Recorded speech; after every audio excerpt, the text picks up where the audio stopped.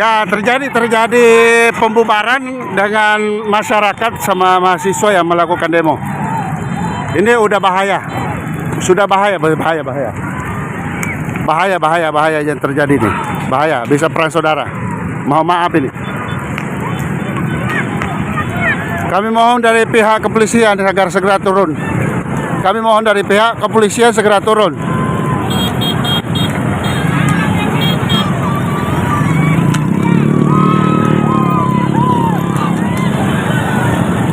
Dibobol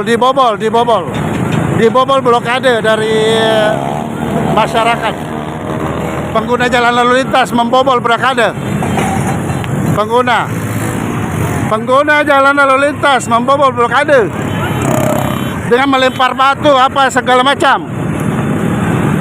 Pendemo melempar batu.